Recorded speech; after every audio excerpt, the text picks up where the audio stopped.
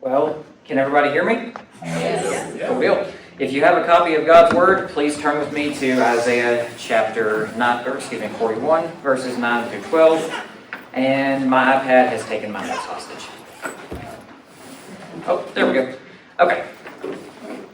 I know Zach usually has someone read, but I'm going to be reading it tonight. So without further ado, Isaiah 41, 9 through 12.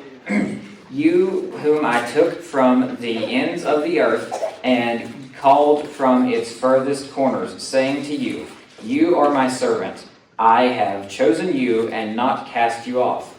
Fear not, for I am with you. Be not dismayed, and I am your God. I will strengthen you. I will uphold you. I will help you. I will uphold you with my righteous right hand.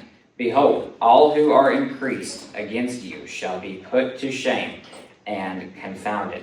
Those who strive against you shall be as nothing and shall perish. You shall seek those who contend with you, but you shall not find them. Those who wage war against you shall be as nothing at all. So, well, I don't know if any of you have ever had one of these moments like, you see this a lot in TV shows. It's called a eureka moment. This happened like a year ago, and I do these verses because, well, they mean something to me. I found these because one evening, I think I was building a Lego set, and I found this song called "Do Not Be Afraid," or "For I Am With You." It's something along those lines. It's by a guy named Tanner Clark. And I saw it, and I thought, that's a good song. I really like this. And it spoke to me. I don't know why. Maybe it was because it was fairly late in the evening. Maybe it was because I was frustrated building a Lego set. I don't know. But the reason I chose it was because we all have our things. We all have our storms, and we all have our fear. And when you're in those moments, it's very scary because you wonder, why am I in this moment? Why me? Why did this happen to me?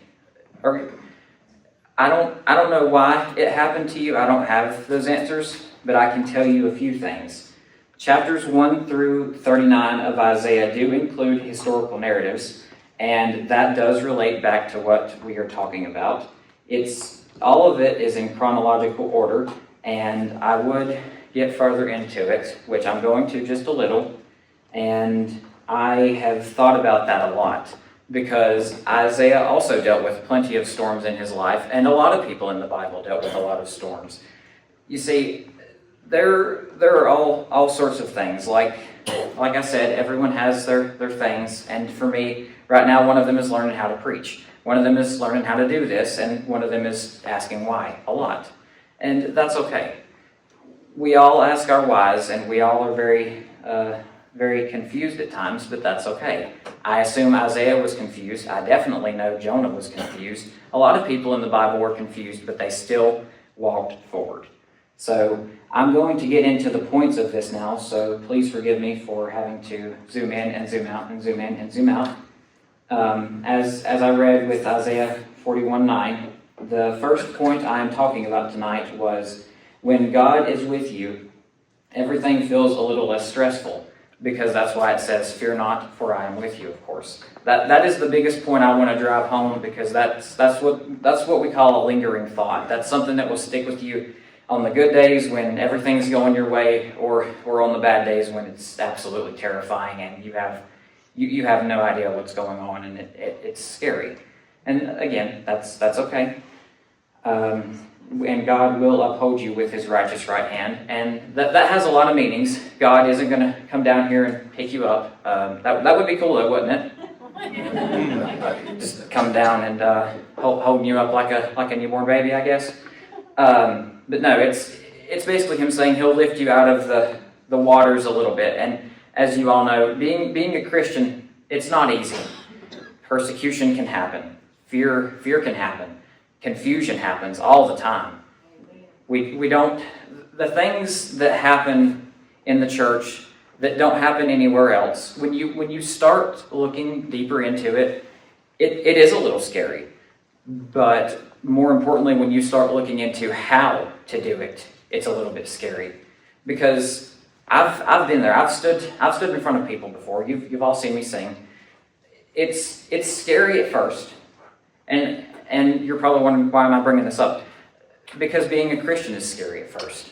Being a Christian is going to be scary at times your whole life. There's going to be times where you're wondering, why God? Why did this happen to me? Why did they have to pass away? Why couldn't I get that job? Why did I get diagnosed? Why can't I get this?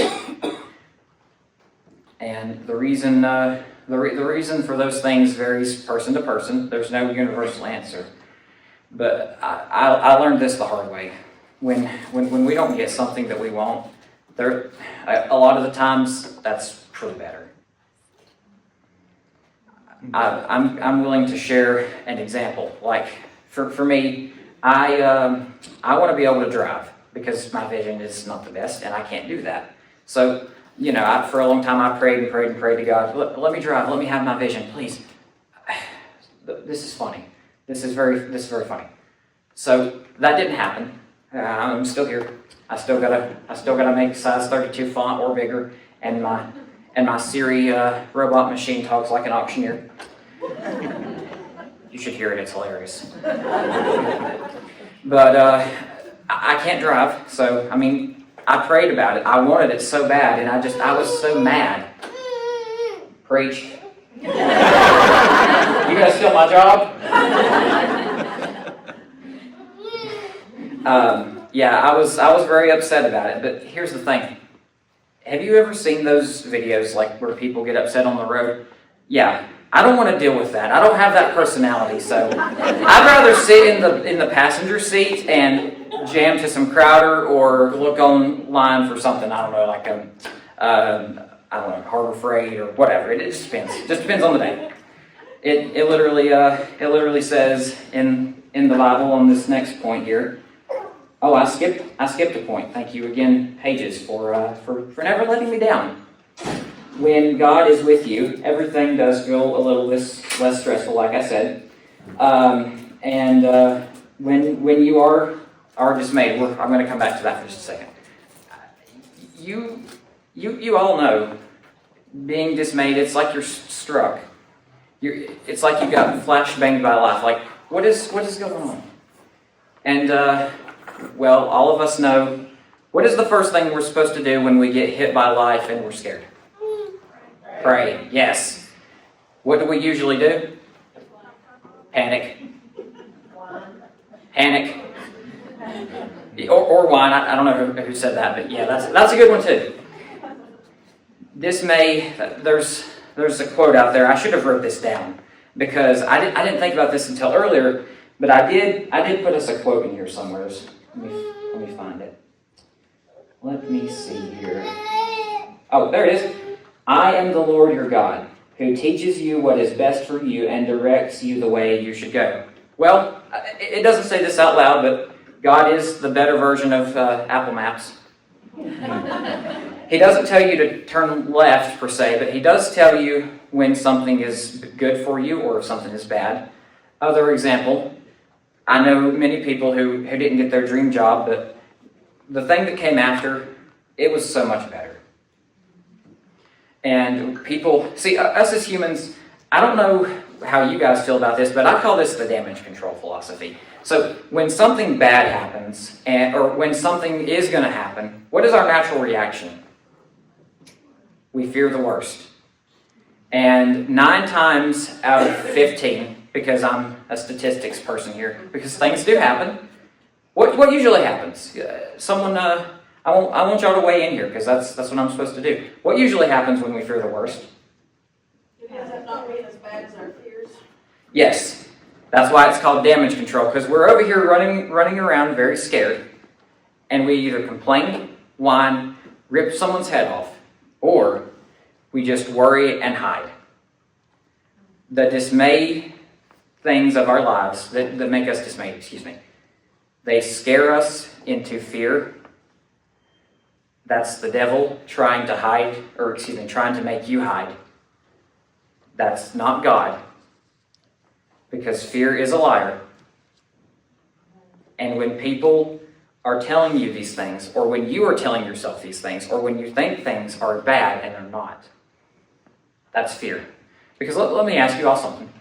Would God get up here? Let's say he snapped his fingers and he was right here. If God was here and he asked you, is it okay to be afraid? Is it okay to fear? Is it okay to be terrified of things that aren't going to happen? What would he say? No. The only time he says yes is when he wants us to fear our wrath, and even then he still loves us. Or to fear his wrath, excuse me. We're not that scary. We're like little kittens to him. He's not scared of us. So that brings me to my fourth and final point before I try and explain and teach you how to apply this to your life. Because believe me, this isn't self-deprecation. This is a very hard thing to apply to your life because fear is so common and it is so easy to get, and it shows up like that. I see it happen all the time. Fear can do a lot of things, and I'll get into that in another sermon probably. Fear can destroy homes. Fear can tear families apart. Fear can do a lot of things. Fear can cost us money. Fear can cost us anything. But as point 4 says, look for people who contend with you and not against you. You shall seek those who contend with you, but shall not find them. Those who war against you shall be nothing at all. Shall be as nothing at all, excuse me. I have to use proper words here. Use your words. But that does not mean... See, the first time I read this, all those months ago, because I've read this verse many times in my life, but I had to figure out, what does it mean when he says, look for people who contend with you and not against you, and you shall not seek those who contend with you. When I heard contend, I was like, wait a minute. Am I not going to find people who are who contend with me? Like, is it going to be hard, or is it going to be impossible? The answer is no. It's not impossible. It's actually quite easy. So that brings me nice and smooth into how to apply this to your life, because I did write that down. There we go. When you are out in the world living your day-to-day life and you are scared, or you feel alone, and people are telling you that God is with you and he might not feel very close, I'd like for you to do something. Just look around, take a moment, take a deep breath, look around and ask yourself 3 things. Number 1, is what's going on right now really that bad? Number 2, what are the likelihoods of it getting better or going away within a week or going away within the amount of time frame that you choose? And number 3, the people that are around you, there's 2 things that you should look for in them. Because the first one is they're probably just as scared, if not as scared as you, because we all have things that we hide. We all have things that we mask. We all have things that fear keeps in us. And if there's a sermon, not a sermon on wheels, but a sermon on a microphone, that brings this home, Fear is a Liar by Zach Williams. That is a good song, especially when you have it on your Google Home at 9 max volume or whatever volume you choose. I don't judge. Hey, if you want to listen to it subtly or if you want to cause a Category 3 earthquake, it's up to you. It's up to you. But the people that are around you, they're probably scared, and they're probably confused too. We all mask things. We all hide things. And coming from someone who is visually impaired and has thought in the past, I'm the only one suffering. I'm the only one going through these things. Poor pitiful me. No one knows my story. Everyone, all people, and this is not to judge because it happens to us all. We all have our thing. We all have our battle.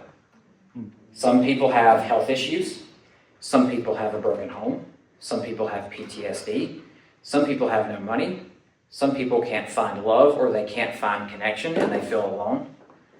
And I think that right there is why we should look to God, because at the end of the day, we're all Christians and we should all love each other, even when we're scared. Amen. And without further ado, I'm going to stop yapping because this timer's about to scream at me. And just like that, it's time for prayer. So does anyone have any prayer requests?